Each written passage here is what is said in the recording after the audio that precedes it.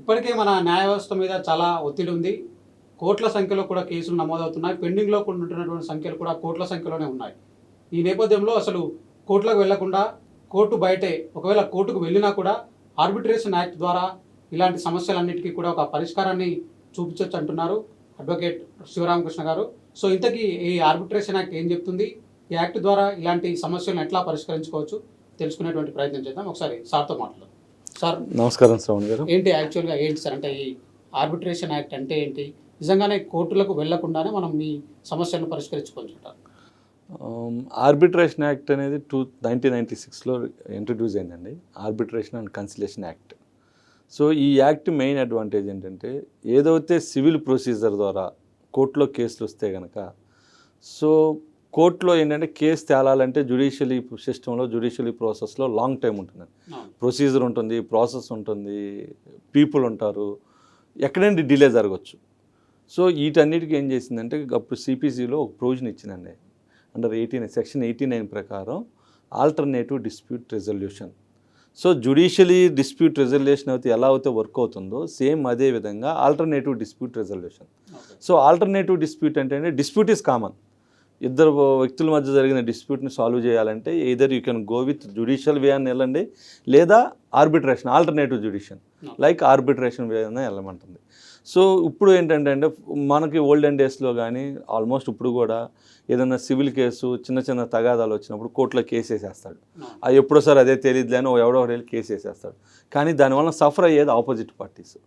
So అప్పుడు ఏం చేసిందంటే అంటే ఇప్పుడు ఉన్న గవర్నమెంట్ కానీ జ్యుడిషియల్ సిస్టమ్ కానీ ఈవెన్ కేసు వేసినా సరే కోర్టులో సివిల్ కేసెస్ని ఆల్మోస్ట్ ఆల్ జడ్జెస్ సెక్షన్ 89 ప్రకారం ముందు ఇనిషియేట్ చేస్తున్నారు. సెక్షన్ 89 ప్రకారం మీరు ప్రాబ్లమ్ సాల్వ్ చేసుకోండి. ఈ సెక్షన్ 89 అనేది ఏంటి? Alternative dispute. ఆల్టర్నేటివ్ డిస్ప్యూట్ కోసమే మన గవర్నమెంట్ ఏం చేసిందంటే central government Lok Adalat. So ఈ లోక్ అదాలత్ కాన్సెప్ట్ని తీసుకొచ్చేసి మంత్లీ వన్ డే సో ఆ ఏరియాలో గనక ఎవరన్నా ప్రాబ్లమ్ సాల్వ్ అనుకోకుండా ఎవరో ఒకరు కేసు వేస్తారండి. కోపంతో ఉన్నప్పుడు ఆ రోజు ఏదో ఆవేశంతోనో కేసు వేస్తారు. ఒక నెల తర్వాత, 2 నెలల తర్వాత, ఒక సంవత్సరం తర్వాత ఏం తిరుగుతుందో కోర్టులు జోరి కేసు సాల్వ్ చేసుకుందాం అనుకున్నారు అనుకోండి, వాళ్ళకి ఏంటంటే ప్రొసీజర్ ప్రకారం వెళ్ళాలంటే లాంగ్ అయిపోతుంది. అందుకని ఇప్పుడు సివిల్ జడ్జెస్ అందరూ ఏం చేస్తున్నారంటే సెక్షన్ 89 ప్రకారం ఏమన్నా పాసిబిలిటీ ఉందామని ఆ సెక్షన్ 89 ప్రకారం ప్రొవిజన్ ఇస్తున్నారండి. ఆ ప్రొవిజన్లో ఏంటంటే అది వచ్చినప్పుడు మనం ఆ అడ్వకేట్స్ ఎవరైతే ఉన్నారో వాళ్ళు లోక్ అదాలత్లో ప్రొడ్యూస్ చేసుకోవచ్చు. ఒకవేళ అడ్వకేట్ సపోర్ట్ ఇవ్వట్లా డైరెక్ట్ ఎవరైతే పార్టీస్ ఉన్నారో ప్లాంటిఫ్ కానీ రెస్పాండెంట్ కానీ వెళ్ళి లోక్ అదాలత్ జరిగిన రోజు కనుక ఆ జడ్జెస్ గారికి చెప్తే కనుక వాళ్ళు they can initiate for that alternative dispute. అంటే అక్కడ ఏదైతే జరిగిద్దో సేమ్ ప్రొసీజర్ ఇక్కడ కూడా జరిగిద్ది. సేమ్ ఇక్కడ కూడా ఏంటంటే అక్కడ ఎక్కడైతే ఆర్డర్ జడ్జిమెంట్ ఇస్తారో జ్యుడిషియల్ సిస్టంలో జడ్జిమెంట్ వస్తుంది. ఇక్కడ ఏం చేస్తారంటే ఆర్డర్ పాస్ చేస్తూ ఉంటారు. So the call arbitration. ఏదైతే లోక్ అదాలత్లో కానీ ఆర్బిట్రేషన్ ద్వారా ప్రాబ్లం సాల్వ్ అవుతుందో వాళ్ళకి ఆర్డర్ పాస్ చేస్తారు. సేమ్ ప్రొసీజర్ అండి, అక్కడ ఇక్కడ ఏం తేడా ఉండదు. సో అన్ని యాక్ట్లు అప్లికబుల్ అవుతాయి, అన్ని విట్నెస్లు, అన్ని సాక్ష్యాధారాలు మొత్తం యాజ్ పర్ కోర్టు ప్రొసీజర్ దాగానే జరుగుతుంది. ఈ యాక్ట్ ఏంటంటే త్వరగా సాల్వ్ అయిపోతుంది. సో త్వరగా ప్రాబ్లం సాల్వ్ చేసుకుందాం అనుకునే వాళ్ళకి ఈ ఆల్టర్నేటివ్ డిస్ప్యూట్ రెజల్యూషన్ ఉందండి.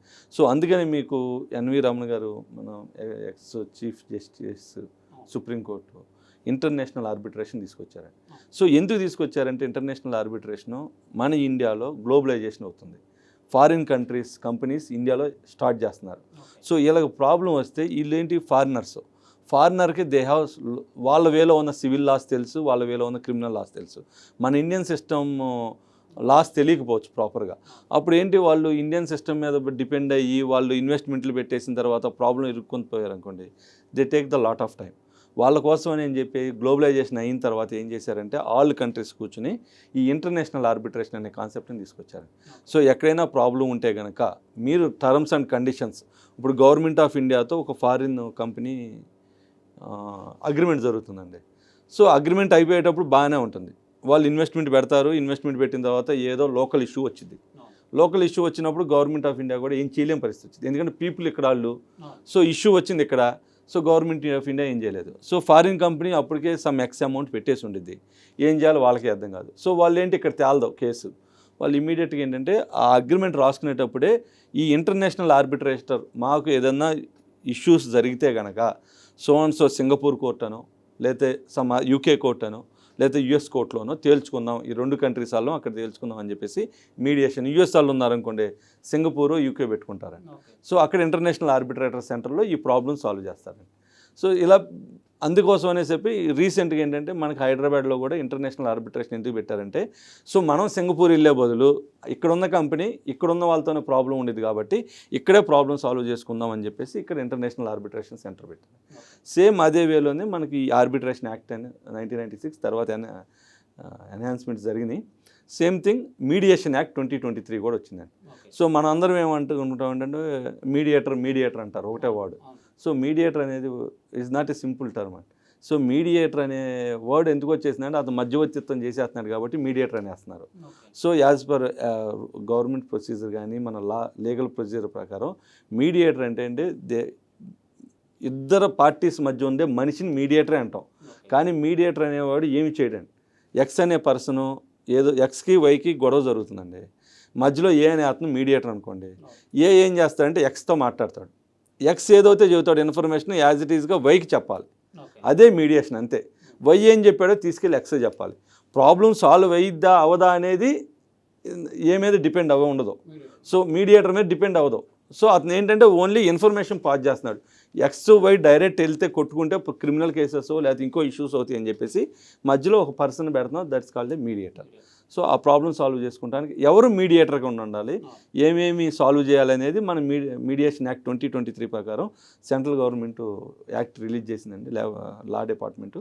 సో దాని ప్రకారం అది మీడియేషన్ అయిపోతుందండి. So at the same time alternative డిస్ప్యూట్లోనే గవర్నమెంట్ ఏం చేసిందంటే 4 కాన్సెప్ట్స్ని తీసుకొచ్చిందండి.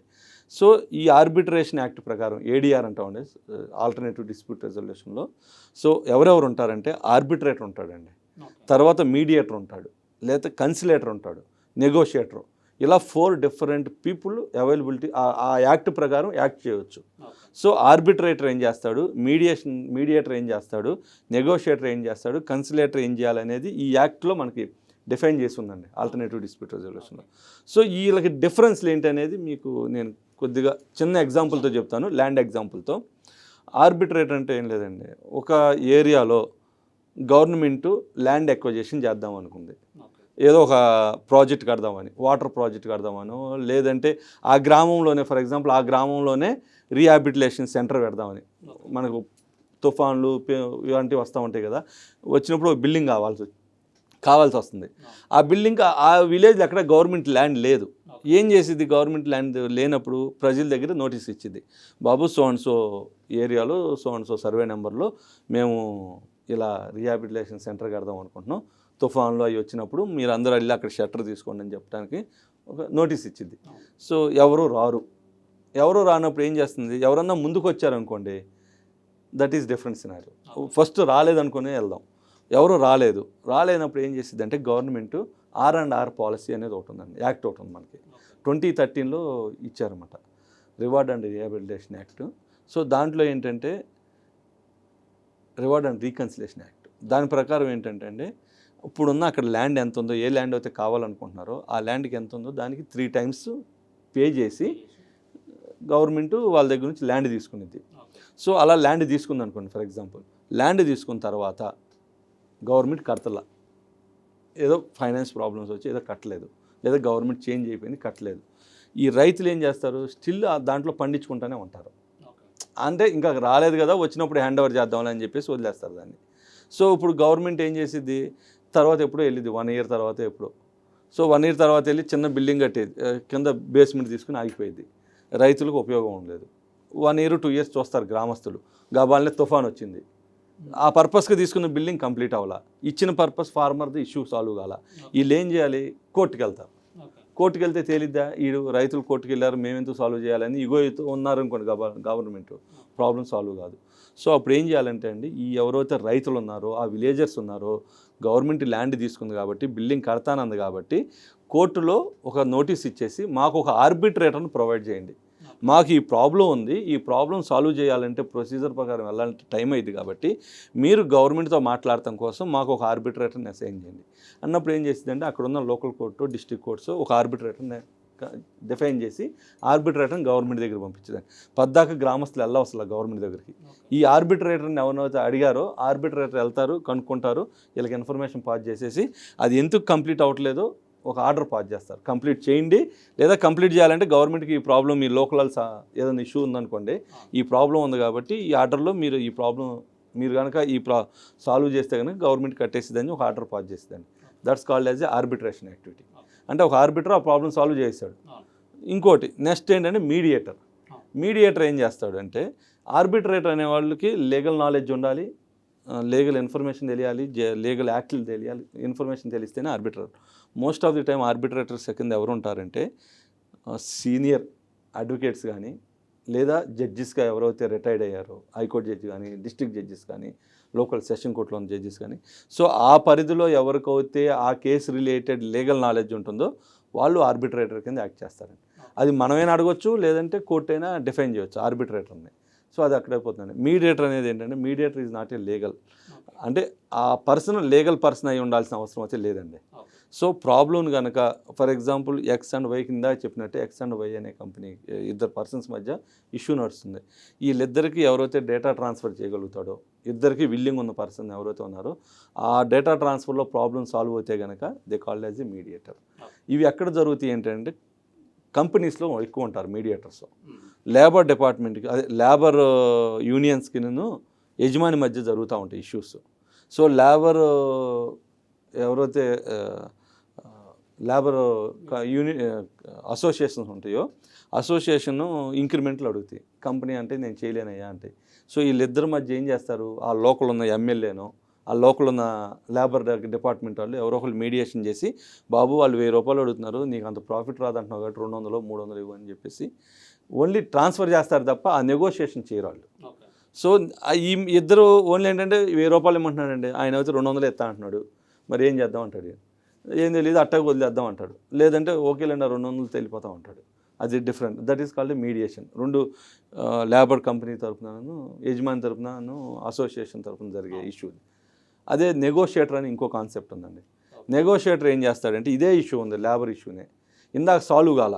మీడియేటర్ ఏం చేశారంటే జస్ట్ ఆయన 1000 రూపాయలు అడుగుతాడంటే మీరు 200 ఇస్తానంటున్నాడు, వీళ్ళిద్దరే ఫార్వర్డ్ చేశారు తప్ప ఏమీ చేయలేదు, దాన్ని అలా వదిలేశాడు. నెగోషియేటర్ అనేవాడు వచ్చాడు అనుకోండి, నెగోషియేటర్ ఏం చేస్తాడంటే ఆయన 1000 రూపాయలు ఇస్తా అంటున్నాడు, వీళ్ళు 200 ఇస్తా అంటున్నారు, మీరు ఎంతో కొంత తగ్గించుకోండి, ఆయన కొంత పెంచుతాను, ఇలా నెగోషియేషన్ స్టార్ట్ చేసే అతను నెగోషియేటర్ అండి.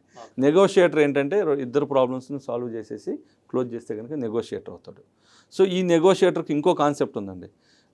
రీసెంట్గా ల్యాండ్ పూలింగ్ జరిగింది అనుకోండి, పీపుల్ మధ్యలో ల్యాండ్ పూలింగ్ జరిగింది, ఏదైనా గవర్నమెంట్ ఎక్విజిషన్ చేయాలి, R&R కింద డబ్బులు పే చేయలేదు గవర్నమెంట్, ఏం చేసిద్ది, బాబు నువ్వు నాకు గనక ఎగ్జాంపుల్ అంటే ఇళ్ళ స్థలాలు ఇవ్వాలనుకోండి, గవర్నమెంట్ ఇళ్ళ స్థలాలు ఇవ్వాలంటే డబ్బులు ఉండవు, ఏం చేసింది, ప్రజల దగ్గరికి వెళ్ళిద్ది, బాబు నాకు కొంత ల్యాండ్ ఇవ్వండి, మీ ఊళ్ళో పేదవాళ్ళకి నేను ఇల్లు ఇస్తాను, ఇళ్ళ స్థలం ఇస్తానని చెప్పేసి వెళ్ళిద్ది. వీళ్ళు ఏం చేస్తారంటే నువ్వు అది ఇవ్వటం వల్ల మాకేంటి బెనిఫిట్ అంటారు, వీళ్ళ దగ్గర డబ్బులు ఉండవు. అప్పుడు ఏం చేసేది గవర్నమెంట్, ల్యాండ్ పూలింగ్ చేసుకునేది, బాబు నువ్వు నాకు ఎకరం ఇస్తే కనుక నీకు 2000 గజాలు ఇస్తా, పేదవాళ్ళకు 1000 గజాలు ఇస్తా, 2000 గజాలు నీ కింద ఉండిద్ది కాబట్టి డెవలప్ అయ్యింది, పేదవాళ్ళు అందరూ ఎక్కడికి వస్తారు, మీకు కూడా 2000 గజాలు ఇళ్ల స్థలం కింద వచ్చేసింది కాబట్టి రేపు రేట్లు పెరిగినప్పుడు అమ్ముకోవచ్చు అని చెప్పింది.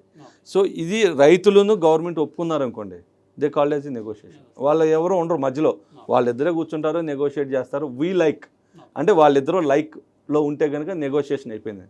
That's called the negotiation process అండి. ఇంకోటి కన్సిలేషన్ ప్రాసెస్ అని ఇంకోటి ఉందండి. కన్సిలేటర్ అంటే ఏంటంటే ఎవరైతే టెక్నికల్ నాలెడ్జ్ ఉంది, ఫర్ ఎగ్జాంపుల్ ఇక్కడ రైతులు ఇచ్చేశారండి, ఒక ఆ గ్రామంలో పేదవాళ్ళకి ఇళ్ళ స్థలాలు ఇమ్మని చెప్పేసి ల్యాండ్ పూలింగ్ కింద రైతులు ఇచ్చేశారు. ఇచ్చిన తర్వాత వీళ్ళు రోడ్లు ఇవన్నీ వేసేస్తున్నారు, కానీ ఎవడో మధ్యలో ఒక రైతు ఎవడో, సెంటర్లో ఉన్న రైతు ఎవడో ఏం చేస్తాడు, సెంటర్లో ఉన్న రైతు ఏమంటాడు, నాకు నా పంట బాగా పండిద్ది, నేను ఇక్కడ ఎక్కువ సంపాదించుకుంటున్నాను, నా చుట్టూ ఉన్న వాళ్ళకన్నా నాకు కాలువ దగ్గరగా ఉందనో ఏదో సమ్ రీజన్ పెట్టేసి ఆపేస్తాడు. సో ఈ ఆపినప్పుడు ఏం చేస్తాడు, ఈ ఒక్కడే ఒప్పుకోవటం వల్ల ఈ మధ్యలో ఉన్న ల్యాండ్ పూలింగ్ అనే ప్రాబ్లం రావచ్చు. సో కన్సిలేటర్ అనేవాడు ఏం చేస్తాడంటే టెక్నాలజీ అంటే టెక్నికల్ నాలెడ్జ్ అయితే ఉన్నాడు. ఇప్పుడు ఏదైతే రైతు అంటున్నాడో అది రైతు అన్నది కరెక్టా కాదా అనేది ఎవరికి తెలిసిందండి, గవర్నమెంట్ వచ్చి చూడదు కదా, లేదా గవర్నమెంట్ ఎంఆర్ఓ వచ్చి చూడడం, లేకపోతే విఆర్ఓ వచ్చి చూడడం, అతనికి తెలియదు అతను చెప్పింది కరెక్టా. ఎవరు అగ్రికల్చర్ డిపార్ట్మెంట్ అడిగితే తెలిసింది. సో అగ్రికల్చర్ డిపార్ట్మెంట్ వాళ్ళు దీంట్లో ఇన్వాల్వ్ కాదు, వాళ్ళకి సంబంధం లేని విషయం ఇది. సో అప్పుడు ఏం చేస్తారంటే అండి, ఆ ల్యాండో లేకపోతే ఆ గ్రామంలో ఎవరైతే నాలెడ్జ్ ఉన్నాడో, నిజంగా పండిద్దా లేదా గత 10 సంవత్సరాల నుంచి డేటా అనాలిసిస్ ఎవరు తెలిసి ఆ గ్రామంలో ఉంది అతను తెలిసింది, అతను కనుక కన్సిలేటర్ కింద ఉన్నాడు అనుకోండి, ఇటు ఈ గవర్నమెంట్ ఎంఆర్ఓనో రెవెన్యూ డిపార్ట్మెంట్ వాళ్ళకి ఆ రైతుకి మధ్యలో అతను కన్సిలేటర్ అంటే టెక్నికల్ నాలెడ్జ్ ఉన్నాడు.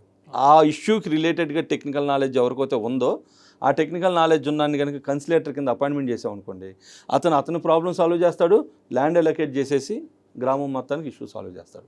సో ఇలా 4 ప్రొసీజర్స్ వెళ్తాయి. కాకపోతే మనకి వాళ్ళు ఏంటంటే మార్కెట్లో అందరికీ తెలిసింది ఏంటంటే మీడియేటర్ అని ఒక వర్డ్ వాడేస్తారు.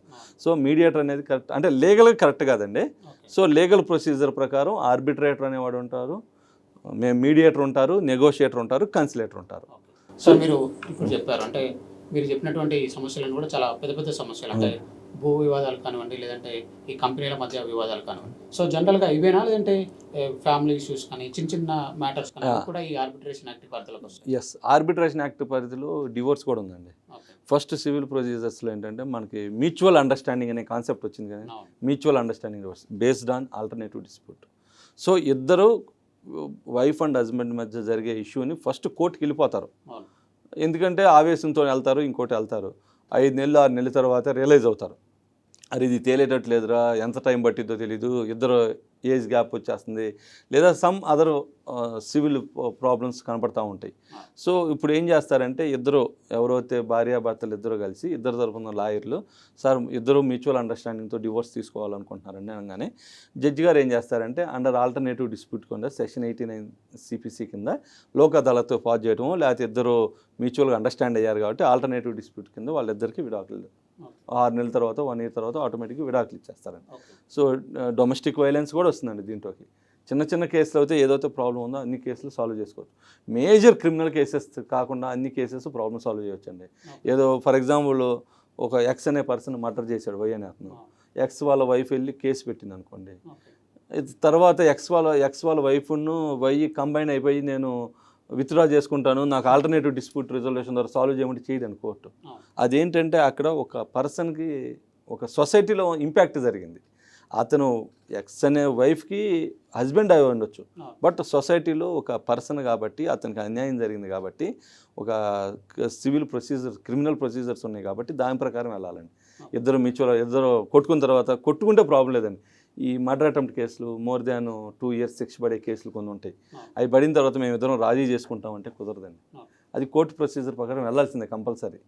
ఇంకా అది ఆల్టర్నేటివ్ చిన్న చిన్నవి జరుగుతూ ఉంటాయి తెలియకుండా, but as per alternative dispute అయితే కనుక చిన్న చిన్న కేసెస్ వరకు అయితే సాల్వ్ అవుతాయండి. మేజర్ క్రిమినల్ కేసెస్ అయితే కనుక సాల్వ్ కావు. ఖచ్చితంగా ఈ ఆర్బిట్రేషన్ ద్వారా ఈ ప్రాబ్లమ్స్ అన్ని సాల్వ్ అవ్వాలంటే ఖచ్చితంగా కోర్టులకు వెళ్ళిన తర్వాత ఈ ప్రాసెస్ ఉంటుంది సార్, అంటే కోర్టులకు వెళ్ళే ముందు కూడా ప్రైవేట్ ఏమన్నా? లేదండి, కంపల్సరీ ఆల్టర్నేటివ్ డిస్ప్యూట్లు ఏంటంటే 2 types ఉన్నాయండి.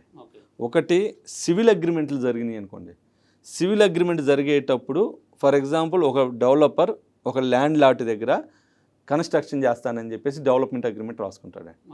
మనకి బేసికల్గా హైదరాబాద్లో జరిగే సినారియోస్ చూడండి, బిల్డర్ కంప్లీట్ చేయడు, పునాదుల దగ్గర వదిలేస్తాడు, ల్యాండ్ అయిన నేను దాన్ని ఏం చేసుకోలేను, అటు ఇంకో బిల్డర్కి ఇవ్వలేను, ఇటు ఏం చేయలేను అంటాడు, వెళ్ళి కోర్టులో కేసు వేస్తాడు.